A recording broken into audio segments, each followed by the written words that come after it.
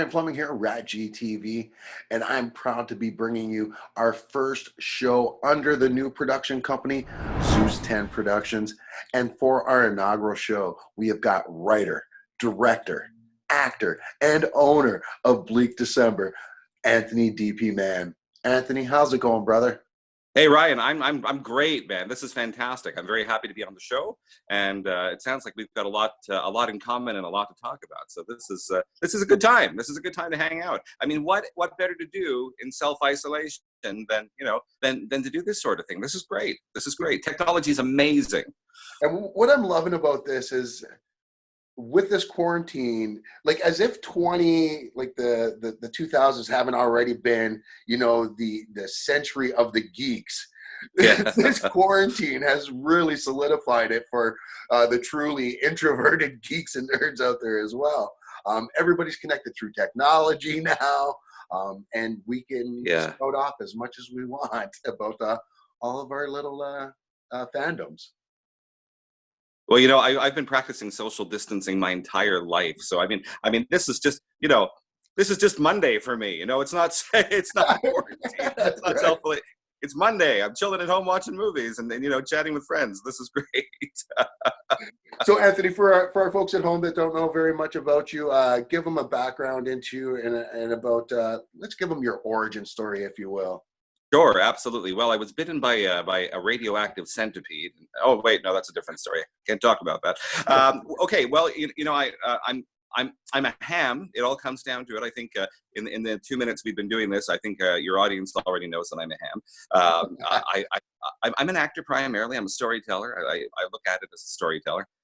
Being a storyteller, because I've served as a writer, I've served as a filmmaker, I've served as a producer, but primarily acting is the main focal point. I like to tell stories, and I've had the opportunity to do that on film. Some people who are watching this will remember that I made 5 films, 4 of which were horror films.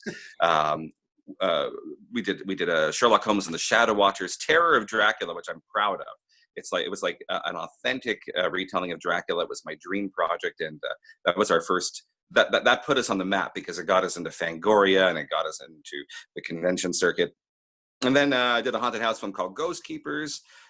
We did a wonderful production of Phantom of the Opera, like a film based on going back to the book and reimagining it. It was a great role because people tell me I look fantastic behind a mask.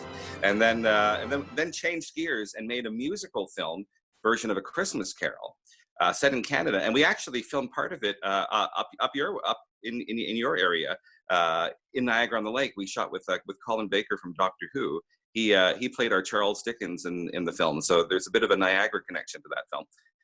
And then when that was done, I had an opportunity to do a little bit of recording with a gentleman by the name of Maurizio Guarini. Now Maurizio is he's with the band Goblin. You probably know Maurizio. He does all the conventions and such. Right. And we teamed up on a reading of Edgar Allan Poe's The Raven, because I used to do a lot of spoken word and such, and so I did the voice work and he did the music. And little did we know that people were going to take to this as well as they did. Make a long story short, it ended up getting scooped up by a vinyl record label in the States called Cadabra Records, and it sold very, very well. Well, all things considered, it sold well. And they came back and said, well, what else would you be interested in doing? And for the longest time, back in the 1990s, when I was in Montreal, I used to produce live radio plays on commercial radio, and we would get a bunch of actors in and do it all in the 1940s style. And revisit some of the classic horror stories and mystery stories that I loved. And I thought, wouldn't it be interesting to combine knowledge of filmmaking and storytelling and spectacle and sound, and try and do audio plays this way.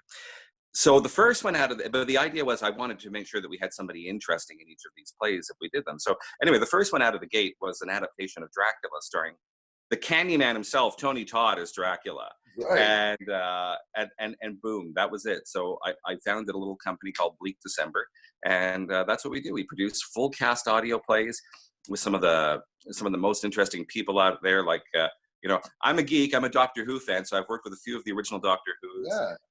We've worked with Malcolm McDowell, David Warner, Sir Derek Jacobi.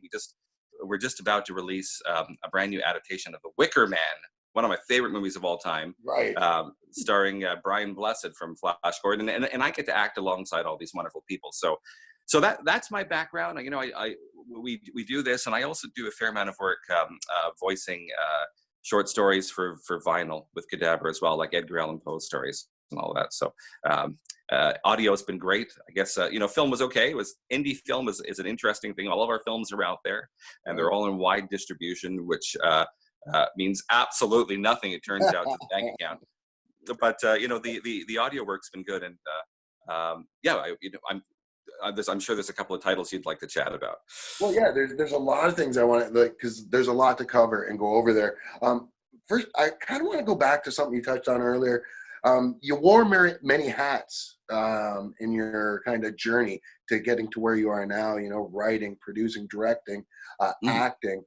What was the biggest challenge out of all of those for you, kind of getting to where you are now? Like, what did you get to gain the greatest appreciation for?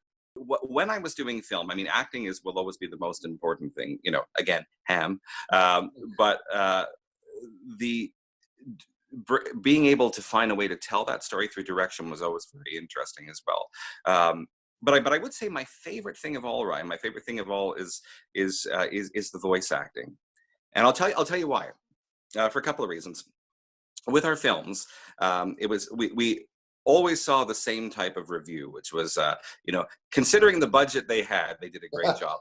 Considering their limitations, they had, and this sounds like my love life too, but considering, you know, what little they were working with, that's my love life. You know, they did a great job.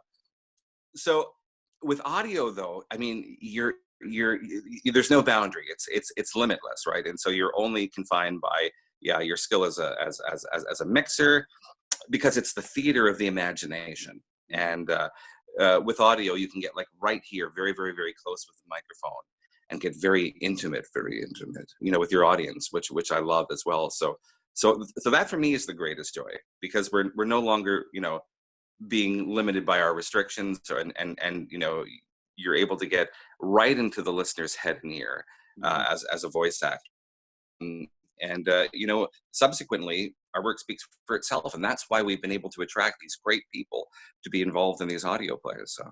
Right, and you just talked about that, and let's get into this. Like, first, you talked about the Candyman himself, Tony Todd. What an iconic, just actor and voice throughout the history. Like, I'm a Gen Xer, just like you are. So Tony Todd is someone who's been with us our entire life throughout cinema. Yeah. But as well as you, I'm also a Doctor Who fan. Oh, right on. I mean, you got the Fourth Doctor with you. How did all of that come to be? And how do you deal with it? Well, we haven't got the Fourth Doctor. We got Colin Baker, who was the Sixth Doctor, and we also had Sylvester McCoy. Now, Sylvester McCoy was the Seventh. Worked with him a couple of times, and we even worked with David Warner, who plays Doctor Who on audio for Big Finish. But I'm going to show you something. Okay, this is the Big Finish studio, the home studio entrance right here. Okay, so this is how you get into my home studio. You have to go in through the TARDIS doors. It's so much bigger on the inside. It is, absolutely. And I've actually got a display of original screen-used Doctor Who props in there from the classic series. So yeah, I'm an uber geek who is so foolish with his money. So you know, I could have a big house and a nice car, but I drive a Nissan and, you know, have my little studio. Which I think is the plight of every single geek in the world. Absolutely. Now, just before we continue, because you were talking about Tony Todd there, and I'd like to chat about Tony. You said that we can keep the show fairly blue, so so fuck, son of a bitch, goddamn cops. Okay, I just needed to get it out of my system right there. Oh, George Carlin. Okay, good. That's it. We're good now. Let's carry on. We don't have 7 words that are you can't use here. You can use every word here. Excellent. If somebody's limited by only 7 words, then, you know, we're not gonna have a good conversation. We are in Welland, so no, I'm sorry. Down. You never know. You never know. All right, carry on. Yeah. Carry on. Yeah, tell us more about Tony Todd, though. What was that experience like? Well, you know, like you said, he's an iconic voice, right? And he's an amazing actor. He's an amazing presence. And again, I approach these things as a film buff and as a geek. I'm making stuff that I want to hear. I always thought that Tony Todd would make an amazing Dracula because his performance is Candyman. I mean, he's got the romantic element, he's got that horror element, he's got that commanding presence. And in my head, I'm like, why hasn't this man ever played Dracula on screen? And that's why I thought, let's try and make that happen. If no one else is going to do it, I might as well do it. And I got to play Van Helsing opposite him, which was fantastic. Hard out Hugh Jackman. Yeah, there we go. Well, we often get mistaken, right? But when I approached him, the awesome thing was this. I mean, he'd always wanted to do Dracula his whole life because he grew up a monster kid, and when he got the opportunity, he was like, "This is amazing." He told me he always wanted to do it, and when he did the recording session remotely in a studio in Los Angeles, I directed him over Skype. He was in studio with a Lugosi Dracula t-shirt, and I thought it was the coolest thing. He's been proud of this thing. He's been at conventions talking about it, and we've also stayed in touch, and he's going to do another, he wants to do The Invisible Man with Bleak December, and I think it's round about time for us to do that. So, yeah, but I love Tony Todd. He's the guy. He's the first guy who jumped on board, and helped us on our way, and he's a great dude.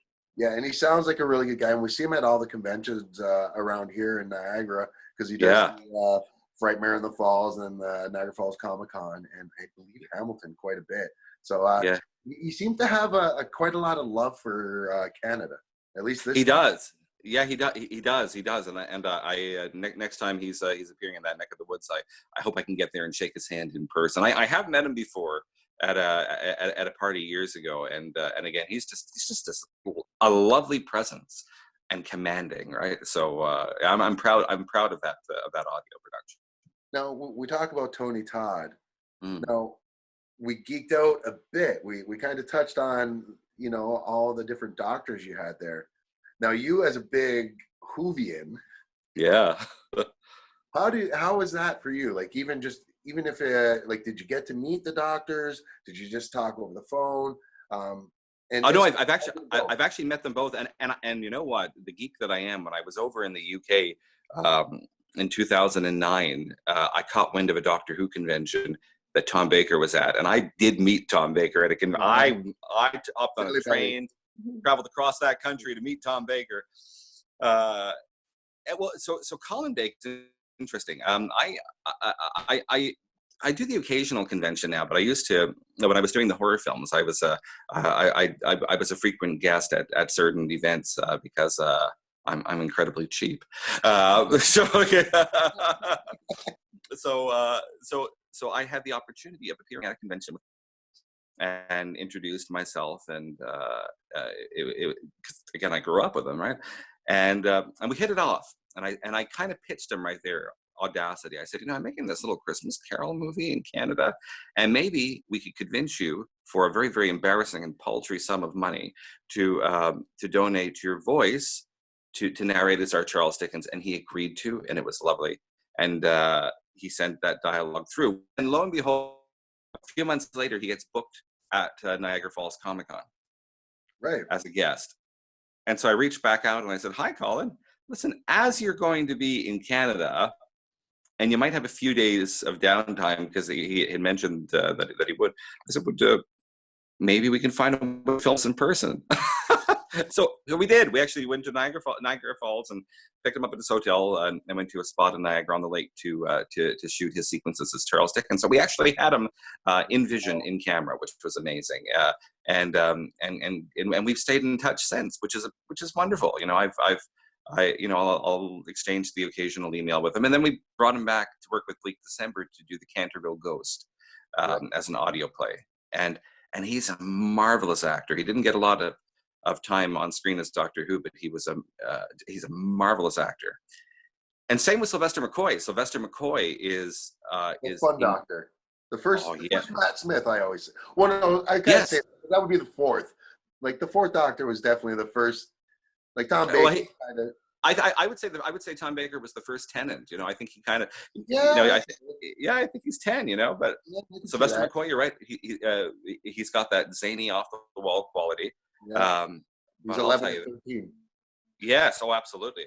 But I'll tell you this: he is an amazing, incredible actor. He did two for us. He did The Signalman, which is a Charles Dickens ghost story, Right. and it was a two-hander, just him and I. It's terrifying ghost story, very unsettling, and he was marvelous in it. And then we brought him back to do Scrooge in A Christmas Carol, an audio version of A Christmas Yeah. Carol. And that was a role that he'd always wanted to do as well. So it was wonderful, you know, to give one of my heroes the opportunity to do something that they've always wanted to do. And in between those two, I did get the opportunity to go and shake his hand and take a picture with him at an event. I was traveling through Connecticut, and he was there, and at something, and I made sure to get in, and it was lovely. It was lovely, you know, again, meeting another idol, and just having the chance to work with them, and to have them perform something which maybe another producer wouldn't have given them the opportunity to. But Right. again, that geek in me, you know, I wanted to hear Sylvester McCoy do this, so you know, we Right. made it happen, and it's an honor to have had That, that hey, opportunity. I hear you there. I'm still waiting for the day that I can become a director just so I can direct a Green Lantern movie and put Stifler from the American Pie movies in it as Guy Gardner. Oh, I need him now as Guy Gardner so badly. that's really that's interesting casting. That could work. Because he's, Absolutely, man. and here's my Wolverine casting. He might be a little old now, and people don't like this. I I think Hugh Jackman is a great actor. I just Wolverine's my jam. All That's right, okay. my son's name is Logan. Not only that, my son's, if you know the lore, my son's name is Logan James. Oh, that's awesome. That's So we named awesome. him that, like he was born before the origin story came out, so we didn't even know Logan's real name was James at the time. Oh, that's hilarious, Ryan. But for me, I Yeah. honestly think just because Hugh Jackman's really pretty and really tall Mhm. and not really that Wolverine look, and we've never seen that berserker rage from him, I would like to see someone like Sean Conn play Wolverine. He's short, Yeah. he's got the stockiness, and I think he could be crazy enough to pull off that rage. And I absolutely agree with you. I absolutely agree with you. And you're right. You have to have that rage, and Wolverine shouldn't be pretty. exactly, and Yeah. Sean Conn is not pretty. He's No, no. ruggedly good looking, but Yeah. that's okay. I know. I absolutely agree with you. See, that's great casting, right? See, so Ryan, somebody needs to drive a dump truck of money up to your house, and you need you need to Understand. get rolling on this new cycle of films, man. We'll put in a good word. We'll check out the rest of my fan casting and pat me on the back on another podcast. Right Let's on. talk about I'm tuning in on Anthony. that one. No, no, I'm just kidding. No, yeah, now I've just totally sold myself, as they say in the wrestling business. We were talking a little bit about working with the doctors and everything. Now, when you do work with, an idol or someone that it is a part of your big fandom, is it hard for you to separate the fan and, technically the boss that you have to be to them? Well, yes, but I think so. My approach has always been to be completely honest to who I am, and part of who I am is I would never compromise something. If an artist gave a bad a performance, or if I needed them to go back and redo a line, I wouldn't I wouldn't allow my admiration of them to stand in the way, which is a good thing, because they wouldn't want that either. And every actor we worked with has been incredibly professional. But I go into each of these sessions with, just before we begin, I'd like you to know, this is my reference point on your career, and I'm a fan, and I'm so happy we can work together because of this. The one person that I was terrified to work with, and this is so funny, was Malcolm McDowell, because Malcolm McDowell is a very strong personality, and I've seen him talk at conventions, and I've always imagined he doesn't suffer fools lightly, I suspect. And I thought, this is going to go one of two ways. Well, it turns okay. So he was stepping in for Vincent Price in in Return to Frightenstein, which we can chat about in a sec. Um, and he was a sweetheart. He was a lovely, lovely guy. Um, and it's funny. He did a wonderful read on a line, and I had to go back and ask him to do it differently because it wasn't going to mesh with how the rest of it was going. And I think he challenged me, and he said, "But I really like the way this was." And I said, "You know what? So do I, and it's absolutely brilliant. But it's not going to work because of this and that and blah blah blah blah blah blah." So, with that in mind, only because it won't work, can we try this? Oh, well, absolutely. Thank you very much. So I think, if you when you're showing respect, you get that respect back. And we've never had a poor experience. Everybody's been incredible. The most entertaining person is Brian Blessed. Now, Brian Blessed, who you know, of course, from Flash Gordon and the Star Wars Phantom Menace, and he's got that great big voice, of course, Brian Blessed. Absolutely love him.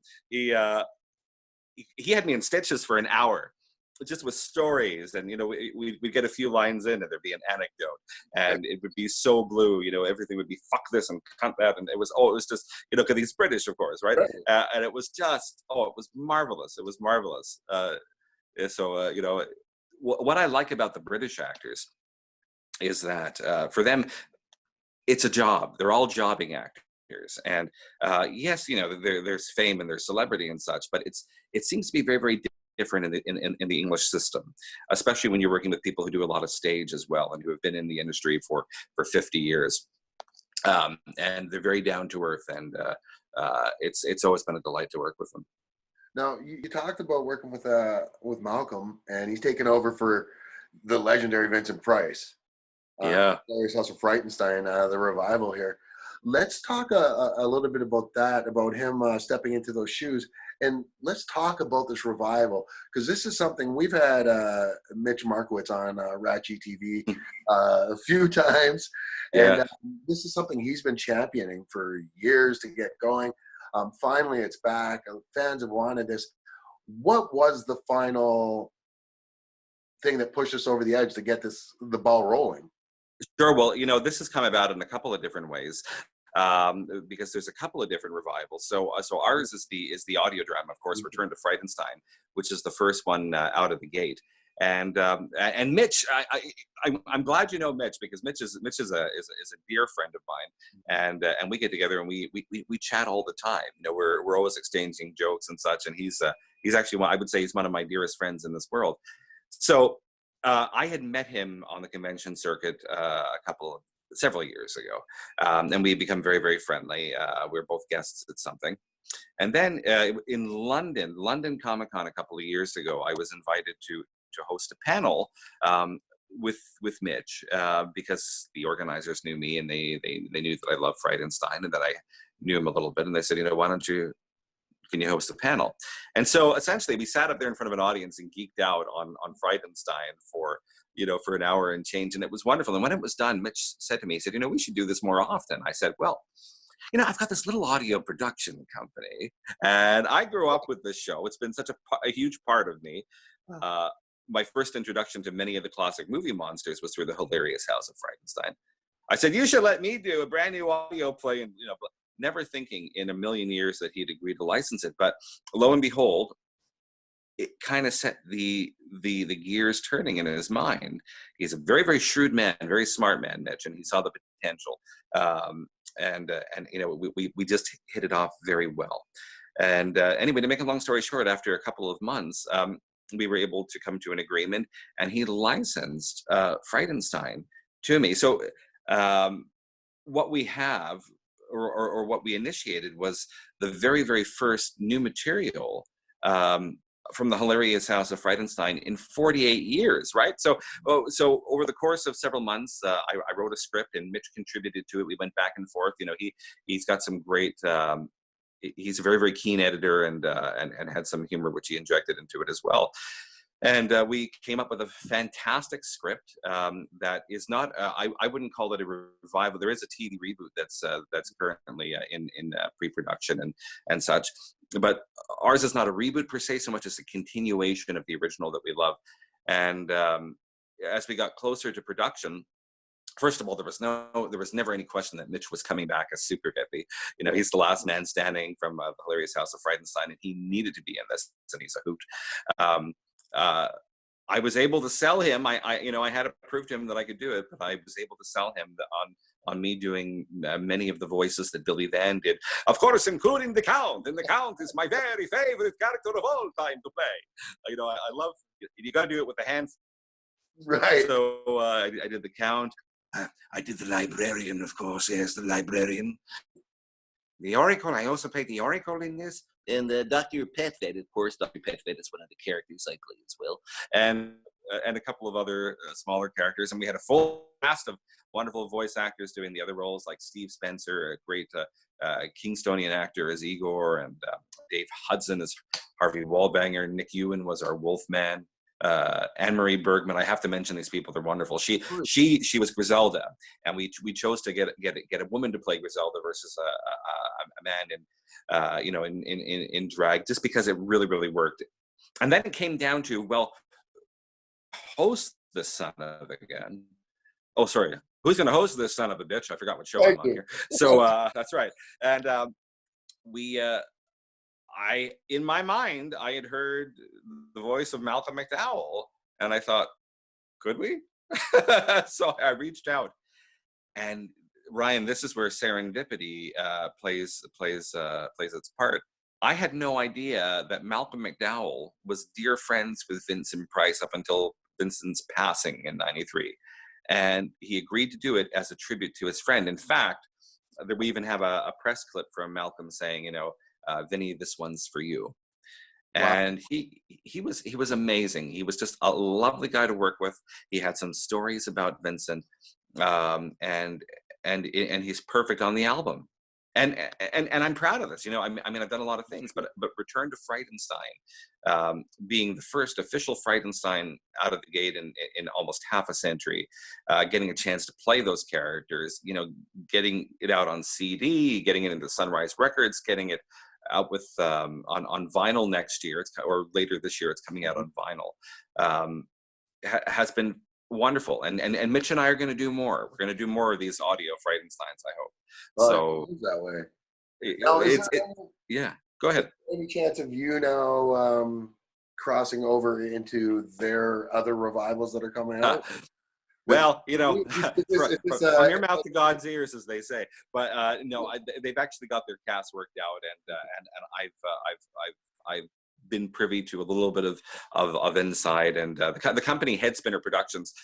It's interesting. The one of the fellows who runs it, it's a husband and wife team. Michelle and Ken Cooper has been a friend of mine for about a decade and change. He used to listen to a podcast I did a million years ago, and we became friendly over the course of that. And when he heard that I was doing Frightenstein, he said, "How did you get in touch with Mitch?" I said, "I've been trying to contact him for forever to talk about a TV reboot." So I'm very proud to say I was able to bring those guys together, and that's how the TV reboot started. So maybe they'll find a little spot for me as I don't know, a stone in the castle wall or something. You're a big part of the history. Like, you're going to be a big name in the history of the revival and reboots of both series. Like, for it coming back, if it's not for you giving Mitch's information to your friend there, the show doesn't come back on TV. If it's not for you, there's no revival in the book. You are basically behind all of this. Well, you know what? It's something that I love, and it's something that I love for years. And I mean, I'll take that. I'm glad I can certainly be part of that history. One nice thing is there's a documentary that's in the works celebrating the 50th anniversary, which because the show was produced in 1970 and went on air in 1971, and this is going to be a primetime special, from what I understand. And I've already been interviewed for it, and they're going to be doing a more extensive interview. And it's just nice to be able to play a part of the history of something that I love, just like with the Wicker Man, which is our current audio. I mean, cult film from the 1970s. When I approached Studio Canal, which is Europe's largest film distributor, and who owned the film, and I approached them about the possibility of doing an audio play, I thought they were going to laugh me off, because we don't work with huge budgets, but they were incredibly warm and welcoming and said, yeah, we're interested in what you're talking about here. Let's see if we can make a deal. And we did. And that's about to hit. And, again, there have been 2 films. The original is a classic, and the second one stars Nicolas Cage. The bees. And so I get to play that role. I get to play the role that Cage butchered. And, it's going to be wonderful to see those comparisons when they come out. But it's nice to be just even a bit player in the history of something I love. Right. And I think that's why, why both you and I do the things that we do. It's because, we just love, we love this stuff. And, and you get to celebrate it on your program, which is great, and I hope you get a lot of amazing guests on this program too. And that's why we do it. I mean, it's not about the money, because money and fame it's all smoke and mirrors. Exactly. And, easy come easy. I've been making a lot of money here, as you can see by the fancy setup here of my I blew all my money on a TARDIS door and Doctor Who props. So I'm not even gonna lie. As soon as I saw that, I'm like, I am doing that. Yeah, you gotta do it, man. That you're going on to making the outside frames for my bedroom door. They're like, trust me, it's a lot bigger on the inside. Right on, exactly it. So, we do what we do because we're because we love it, and that's really anybody out there who's trying to pursue a career in the arts or what have you. That's key, is that you really have to love doing it, because chances are it's going to create more frustration and more pressure and more stress than you were expecting it would, and you have to really love it to want to keep working through that.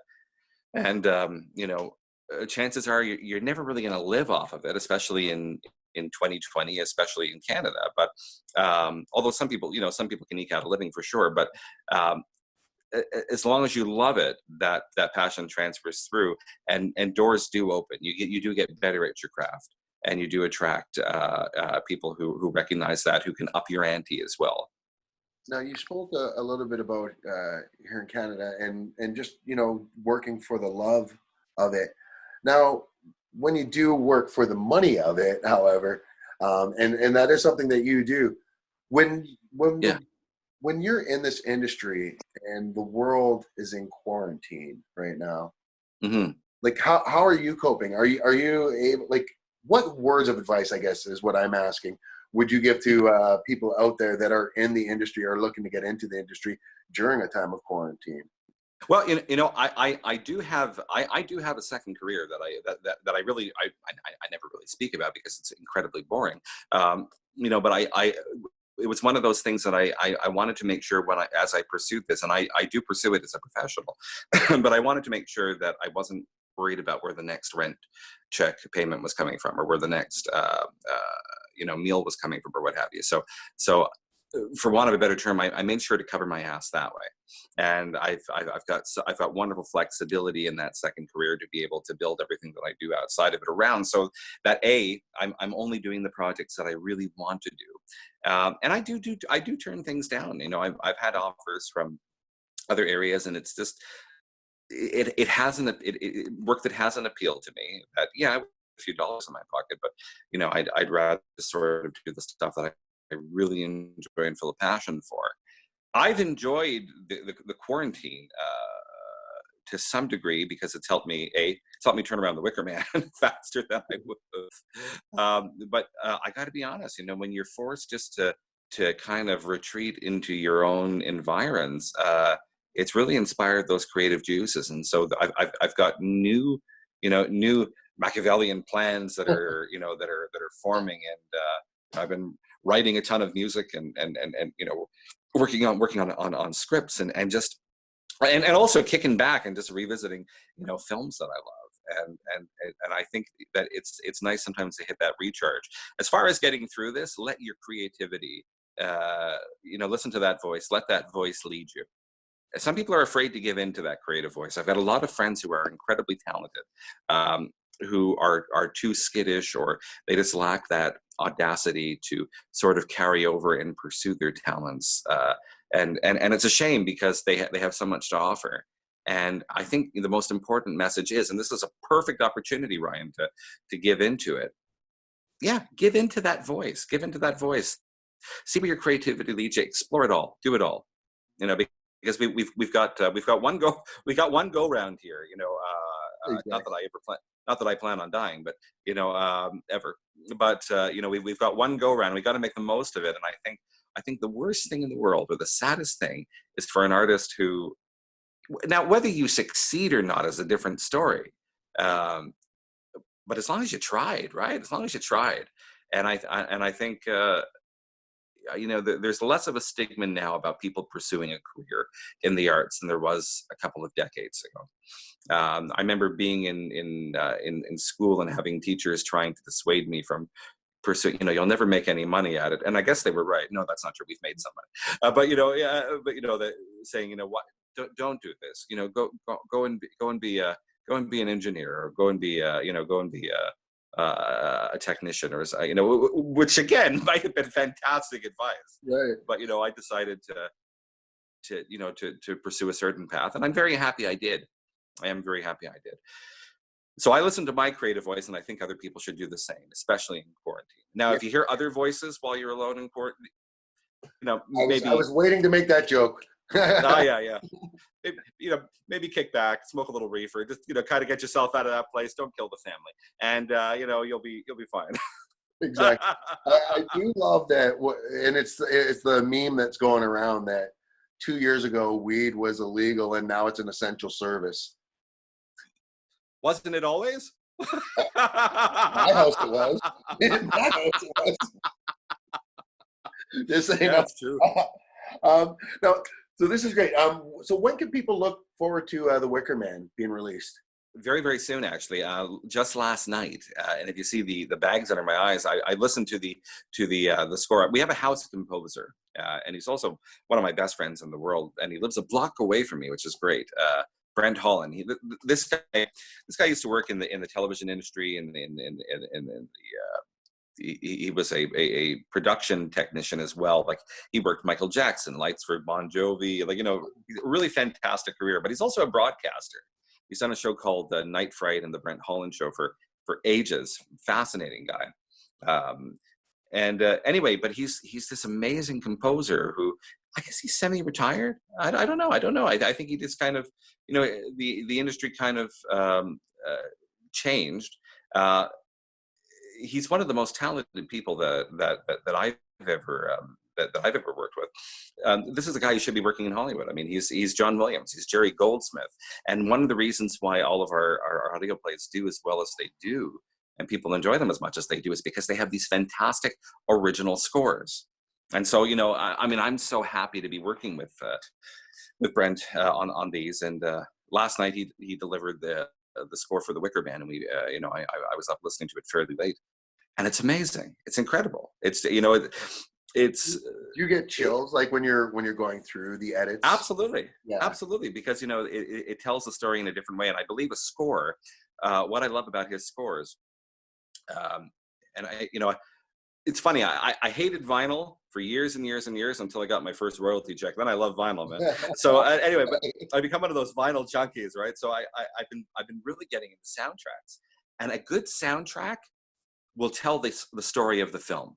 You can listen to a soundtrack from, like, you know, from beginning to end without hearing any dialogue, without referencing the film, and you should be able to get the gist of the film's ride, its emotional ride.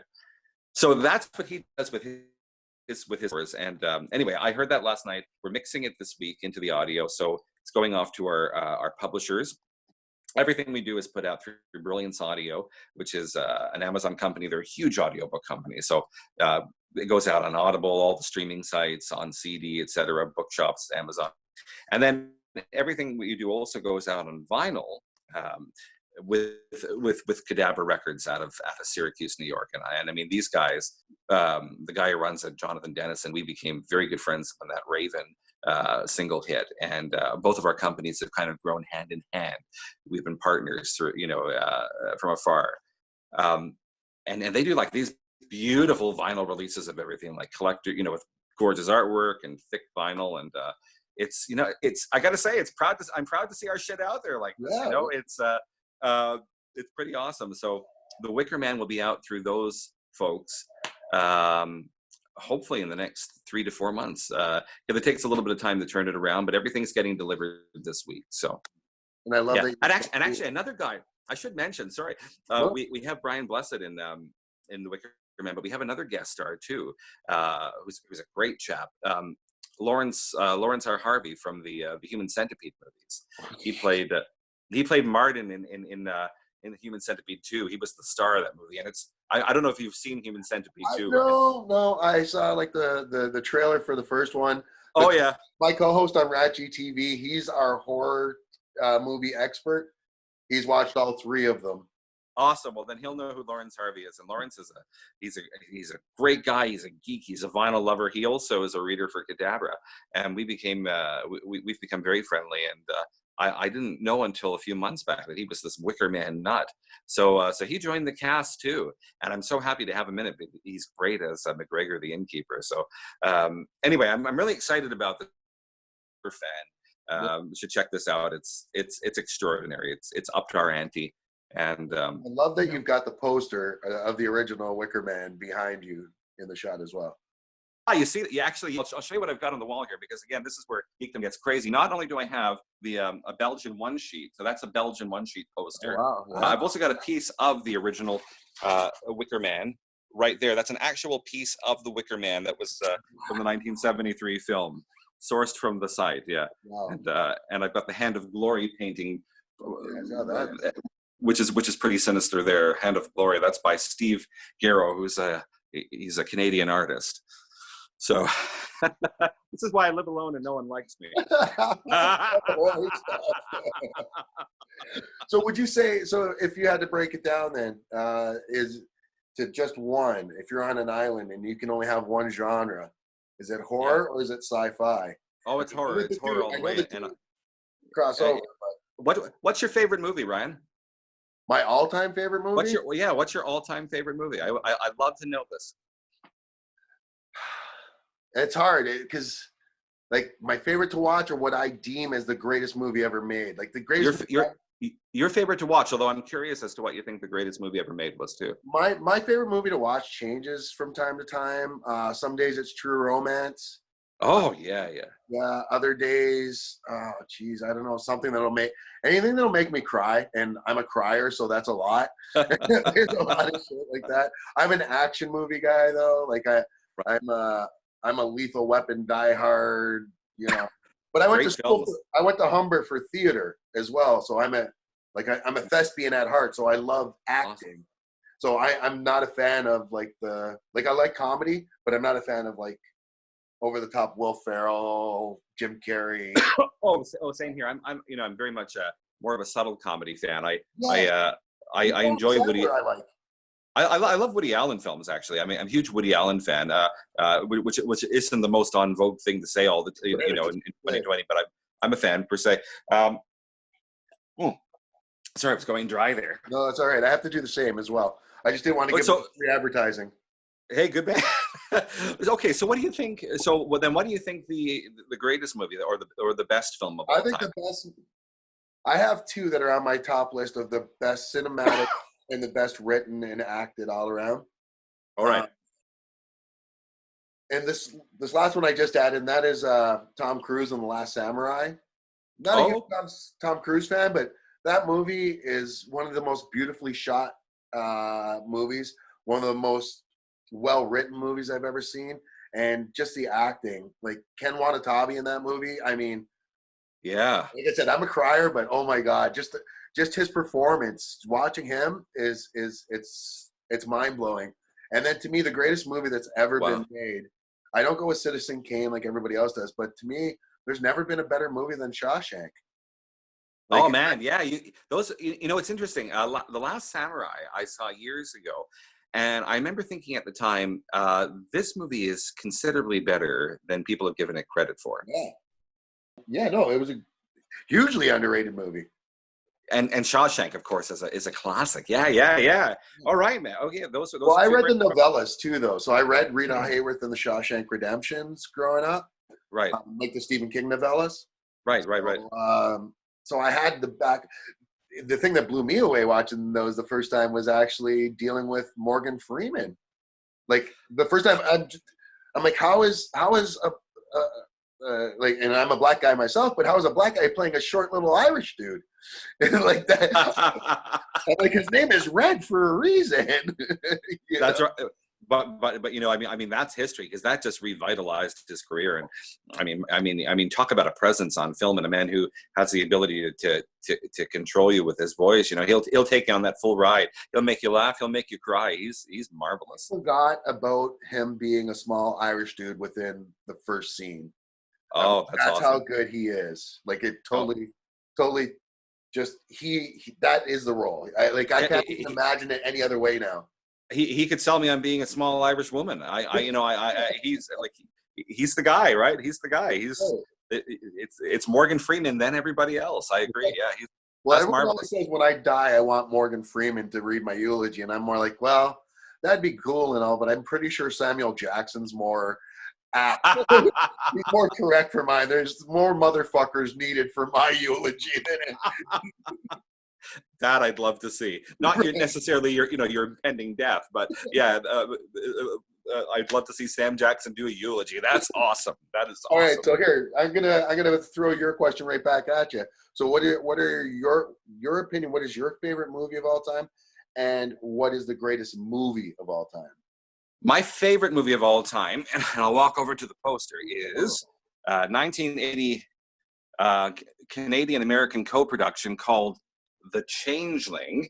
Yes. Great haunted house movie with George C. Scott. I mean, I love a good ghost story, and I've been watching this. I watch this film every year, sometimes several times a year, and it's my go-to. It is my favorite movie of all time.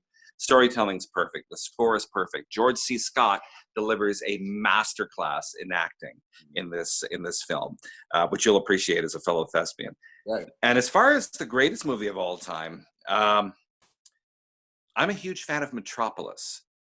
I've still never seen it. I take a film class right now at Niagara College, and right on. We went over it in class, but still we just touched upon it when we're talking about the history of film. Oh, right. You got to see it. You got cinematography and things like that. You got. You know what? It's the first of the big sci-fi action blockbusters, if you will, and it's the four. We wouldn't. It's where modern cinema begins, I feel, and it was certainly way ahead of its time. And it's an extraordinary film. And again, so yeah, Citizen Kane's up there, Casablanca's up there, Star Trek: The Motion Picture's up there. I will fight anyone to the death on that. I think it's a great movie. It really is. People don't get it. It's a great. Well, I'm Star Trek over Star Wars. Yes. But I'm TNG and above. I was never a big TOS fan. Like it was just that was my mom's stuff, but that's also what got me. Right. But okay, so you know what? I was never huge on actually TNG, believe it or not. However, I've certainly gone back now, and I'm really digging it. I've been rewatching the films and episodes with a friend of mine. But I dug Picard. Picard was fantastic. Love it. To me, my favorite show out of all of them, like TNG was what got me into it, but my favorite Star Trek of all is Voyager.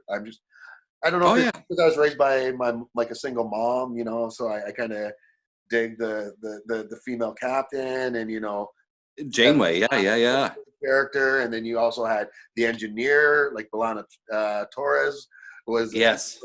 I mean, like they were, they were a show about women empowerment without being about woman empowerment, if that makes sense. Yeah, no, absolutely. And a lot of shows back then were. Murphy Brown, Xena. Yes. They were all these shows about showing how strong women can be and independent and how great, like how not only equal, but sometimes can be greater, than a dude. And you're absolutely right. As I knock over my mic there. No, you're absolutely right. And Voyager, Voyager is like the one Star Trek show that I just kind of overlooked it because it came out at a time when I had no interest in Star Trek. So maybe, listen, isolation right now is the opportunity. Maybe I need to go on a crave. Star Trek theory. And this only works with the Star Treks I watched, though. So I don't have it with TOS or I didn't watch the Scott Bakula one either. Right. But all the The Next Generation, Voyager, and Deep Space Nine, they all held one thing in common, at least for me. They all got better with a major hair change. So Next Generation got great when Riker grew the beard and Worf grew the ponytail. I agree with you. That's when it got great. Deep Space Nine got great when Sisko shaved his head and grew the goatee. Oh, yeah. It's great when Janeway cuts her hair. Now, that also happens to be the same season 7 of 9 comes on, but coincidence. Oh, yeah. Hey, 7 of 9, she was wonderful in Picard, too. Yeah, she was amazing. But you're right. It's funny when you talk about Riker with the full beard and such. I agree. That's when he becomes bad. That's when he becomes the leading man versus the, pretty boy. I don't know what term I want to use, but he does. I like Jonathan Frakes. He's kind of the heart and soul of the bridge, actually, in many ways. Yeah, for sure. Yeah. Does it? There's not much he doesn't do. I'm gonna get us out of here pretty soon, though. I want to finish up with one last question, though, for you here. This because, well, actually, a couple here, big geek stuff. So, all right, Doctor Who fan, I will give you my idea of who the next Doctor should be. But first, I'd like to hear your idea of who the next Doctor should be after Jodie Whittaker, who's doing a great job. Yeah, actually, you know what? It's funny. I got to admit, when Jodie was first announced, because I've been with the show since 1981. That's when I became a fan. I was one of the dinosaurs saying, "Well, this will never work." And then I watched it, and I'm like, "This is more like her first series was more like classic Who than anything that's." So I was blown away. I enjoyed it. I like the team. I like the TARDIS team. I'm one of the people who actually likes Ryan. I think Ryan's a great character. Yeah. I like Ryan. Everybody seems to hate him. But anyway, as far as the next Doctor is concerned, we'll never get the person that I really want, who was offered the role at one time. I mean, Idris Elba would be. Oh yeah. Come on. He would be a fantastic Doctor. There was somebody. Oh boy, you've caught me off guard, because there was somebody that I thought would be absolutely fantastic, and I'm trying to remember. But again, I mean, he's big on TV, and he sort of falls back into the old mold. But I thought Eddie Redmayne would make a fantastic Doctor Who. Yeah, I've heard that quite a bit. He's a great actor. Look at his work in Fantastic Beasts, and I think that he'd be a marvelous Doctor Who. But I kind of like an older Doctor. I loved Peter Capaldi. I think he was fantastic. The scripts were, there were a lot of bad scripts there, but Capaldi was fantastic. I don't know. I'm going young for sure. All right, cool. Well, what's the one thing that he's always said he's wanted to be? The Doctor said they've always wanted to be. I shouldn't say he. Ginger. And I'm just saying, Ron Weasley. Oh yeah, of course. Rupert Grint is actually the right age now. Yeah, and he's perfect. He's so awkward. He is just so absolutely awkward, and he's got that sweetness about him as well. I mean, he to me would be Matt Smith. I don't know if you could put him right after Jodie Whittaker though, because Jodie Whittaker is a Matt Smith type who's a Sebastian. I'm actually dialing him up right now to see what he looks like now. Rupert Graves, right? Grint, I think it is. Rupert Grint, yeah, that's right. Okay, so yeah, look at that. You know what? I think he would actually be. Yeah. I think he would actually be a fascinating choice as the Doctor. I should be a Hollywood casting agent. Yeah. Actually, yeah. Way to go, Ryan. That's awesome, man. I'm down with this. I support this. Wait. Thank you very kindly. And then the last thing I'll get out of here with. I like doing the fan casting. Usually what I get, because I interview a lot of wrestlers, and I do like the Mount Rushmore, but I'm loving this kind of thing. So I'm going to do one last fan casting on you. I told you already who like my fandom goes to, and that's Wolverine, of course. Hugh Jackman did an admirable job, but we both said he didn't quite have that berserker rage. You know who I would like to see as Wolverine, but who would you like to see cast as Wolverine in the Marvel, in the MCU? That's interesting. To be honest, I thought Liev Schreiber should have played him back in the day. I think that he would have been an excellent choice. As far as people around today, Tom Hardy. Tom Hardy can play anything, and I think he's got that kind of that rug. Although he's so good as Venom now, Right. you know, I think Tom Hardy could probably pull it off because he's got that again. That actually, and John Bernthal. Yeah. John Bernthal. The Punisher. Yes. Oh, okay. So a friend of mine, it's not normally the type of show that I would gravitate to, but a friend of mine said, "Look, you got to watch Punisher." I'm like, "Okay, I'll watch an episode or two of Punisher." I was hooked, man. I binged both series. Like that show was amazing. And Bernthal, I mean, he plays the character so gruff and distant, but this guy's a stage actor. Like that's his jam. Is stage. He's done like over 30 off-Broadway plays. Wow. And he's a marvelous actor. And I actually thought that give him a different look, he would make a fantastic Wolverine. He could easily do Wolverine, man. I know that Hugh Jackman tapped, what is his name? Taron Egerton, saying that he would make a great Wolverine. Elton John, Kinsman. Yeah. Eggsy, yeah, Elton John. Eggsy. Yeah, I could see I don't know, though. I am apprehensive anytime they put a Brit as a North American. I am one of the very few. I don't know if I should say very few, but since I saw Man of Steel, I can't stand Henry Cavill's portrayal of that, or Snyder's. But I am not one of those release the Snyder cut people. I am like I'm like release Snyder. Release Snyder. Release Snyder. Get rid of Snyder. I don't understand how they can fuck up Superman so bad. So right. How do you not know who Superman is? Here's what you got to do.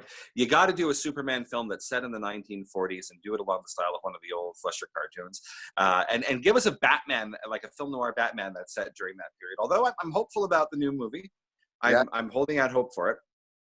But I'd love to see these characters, set in the actual eras in which they were created. I think that'd be cool. Henry Cavill. I don't get it. I don't think he's a bad Superman. I thought Brendan Ruth was a good Superman, actually. But I don't understand why they can't get him. I'll extend this interview because I'm a ham. I'll throw one fan casting at you, or I'll ask your opinion. Who should be the next James Bond? The next Bond or the next 007? I'm going to say the next James Bond, but listen, they may go somewhere entirely different. Yeah, because they're saying at the end of this movie, this next movie, they're saying James Bond dies in the movie, and the black lady that's in it is going to take over the designation of 007. Not a bad thing. Not a bad thing. I got no problem with that. I don't like cultural appropriation going either way. Mm-hmm. But I have no problem if you take. I don't mind a black Superman. I don't like a black Clark Kent. You know what I'm saying? I like a black Val Zod, like Val Zod in the Earth 2 Superman who is black. No problem. Yeah. I love Miles Morales Spider-Man. Peter Parker was black. I'm like, I'm not a big fan of that. But as for the next James Bond, if it's going to be Bond, I was thinking he has to be unassuming but good looking, but not look like he can kick your ass. That's why Pierce Brosnan was the perfect James Bond. Horrible James Bond movies. Yeah. Like if he was in these Daniel Craig movies. Wow. I know. Right now, I'm not absolutely positive. That's a great question because I've had some people. Henry Cavill, if he was a stronger actor. Yeah. I don't like Idris Elba or Tom Hardy for the same reason that the creator of Bond, not the creator, but the guy that owns it now. Yeah. They're both too street, and that's not about race. It's about too tough looking to be James Bond. I agree, and I'm a bit of a fan of the Roger Moore era where we have a little more of a James Bond. So so I'm thinking Chris Hemsworth or Tom Hiddleston. I think you've got two people right there. You got it right there. You know what? Hemsworth is too big. I agree, and I love Hemsworth, especially Extraction was great. But Hiddleston, what a good choice. I like that a lot, actually. Well, he's light. He's a good actor, but he can do action too. So, He sure can. He can man, do we it. could do this all day. Well, we'll do it another time. I know I gotta get out of here because my producer will kill us both.